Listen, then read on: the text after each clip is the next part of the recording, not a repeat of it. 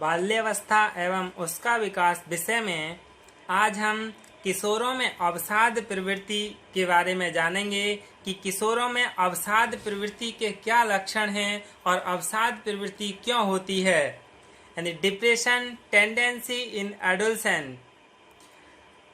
हर व्यक्ति के जीवन में दुख सुख के क्षण आते रहते हैं। जब वह परेशानियों कष्टों से घिर जाता है तो उदासी का अनुभव करने लगता है, जो कि परेशानियों के सुलझने से स्वतः धीरे धीरे छट जाती है। यह उदासी सामान्य होती है। Moments of unhappiness keep coming in very person's life. When he is surrounded by troubles, he starts to feel sad, which automatically gets sorted out gradually as problems get resolved. This sadness is common. जब उदासी अकारण ही यानी अकारण बिना किसी कारण के जब उदासी या छोटी छोटी बातों से निरंतर बनी रहती है, यानी कभी कभी उदासी बिना किसी कारण के और छोटी छोटी बातों से ही क्या है कंटिन्यू बनी रहती है, तो यह अवसाद अथवा डिप्रेशन नाम की एक बीमारी कहलाती है। यानी एक अवसाद या डिप्रेशन नाम की क्या है बीमारी कहलाती है, जब बिना किसी कारण के ही व्यक्ति उदास रहना शुरू कर देता है या छोटी छोटी बातों पर उदास रहना शुरू कर देता है। व्हेन सैडनेस कंटिन्यूअस अनवांटेड और due to small things, it is called mental illness called depression. तब यह उस व्यक्ति के कार्यों, व्यक्तिगत, पारिवारिक, सामाजिक जीवन पर भी दुष्प्रभाव डालती है। यानी जब व्यक्ति में इस तरह के अवसाद हो जाते हैं तो वो उसके पर्सनली भी और फैमिली और सोशल जो भी समाज है उन सभी के जीवन पर भी क्या दुष्प्रभाव डालती है। डिप्रेशन जनसाधारण में पाया जाने वाला एक अत्यंत प्रचलित रोग है। प्रत्येक 100 में से 15 व्यक्ति अपने जीवन काल में इस रोग से ग्रस्त पाए जाते हैं। कुछ व्यक्तियों को हर बार सिर्फ डिप्रेशन ही होता है, जबकि अन्य में डिप्रेशन व मैनिया रोग एक के बाद एक करके उभरते रहते हैं। मैनिया रोग लगभग 18 वर्ष से और 28 से 30 वर्ष तक की उम्र तक के लोगों में अधिक पाया जाता है। जो ज्यादा ही अपने ही बारे में सोचते रहते हैं उन्हें इस तरह की बीमारी हो जाती है। मैनिया के लक्षण डिप्रेशन से लगभग ठीक विपरीत होते हैं। उदास रहने वाले किशोरों की संख्या तेजी से बढ़ रही है। The number of adolescents who remain depressed is increasing rapidly. जो उदास रहने वाले किशोर हैं उनकी संख्या बहुत तेजी से बढ़ रही है। अक्सर प्रौढ़ लोग किशोरों में उदासी की अवस्था समझ नहीं पाते। उन्हें लगता है कि किशोर मूडी हो गया है।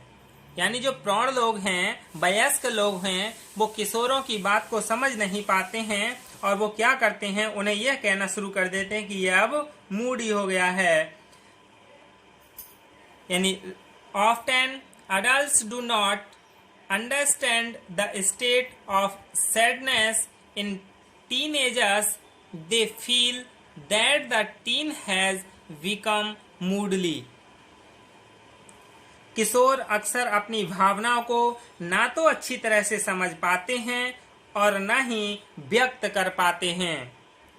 वे उदासी स्वयं या उनके अभिभावक उदासी के लक्षण भी नहीं समझ पाते, इसलिए वे किसी से सहायता प्राप्त करने का प्रयास भी नहीं करते हैं। आजकल उदासी एक दैहिक बीमारी है। टीनएजर्स में यह आमतौर पर देखने को मिलती है। उदासी के अनेक कारण हो सकते हैं जो किशोरों के मानसिक स्वास्थ्य को प्रभावित कर सकते हैं। Nowadays, sadness is a somatic disease. It is commonly seen in teenagers. 3 can be many causes of sadness that affect mental health in adolescent.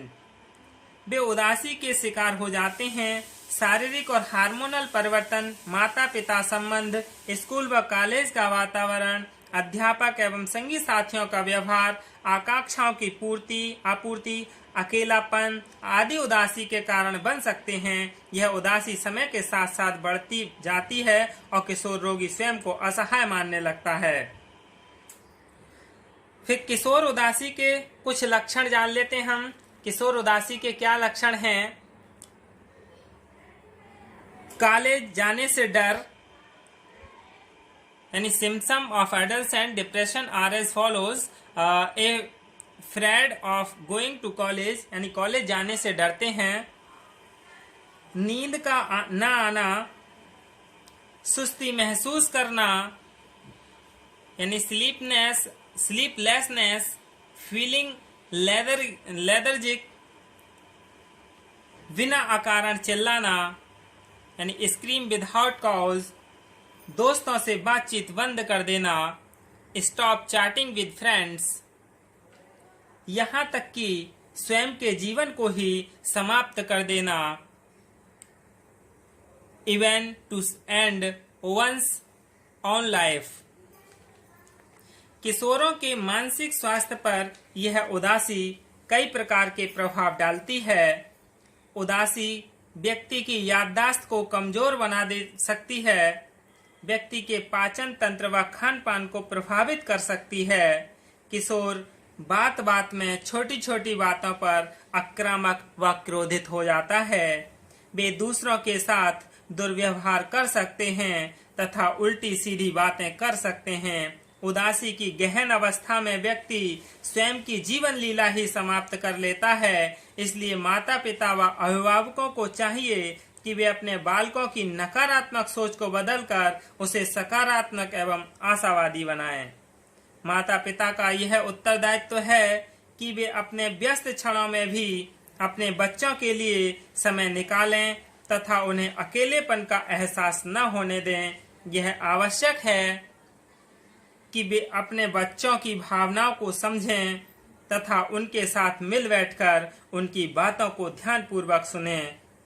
उन्हें अपने बच्चों से मित्रवत व्यवहार करना चाहिए। ऐसा अक्सर देखा गया है कि जो किशोर होते हैं वो उनके माता पिता जो व्यस्त होते हैं तो उनके बच्चे अपने आप को अकेला महसूस करते हैं और वह अपना अंतिम उपचार यानी आत्महत्या ही कर लेते हैं। यह क्या है? किशोरों में अवसाद प्रवृत्ति की एक लक्षण थे। अवसाद प्रवृत्ति की उत्पत्ति कहाँ से हुई थी? यह था। अब हम आत्महत्या से बचने के उपाय जानेंगे। धन्यवाद।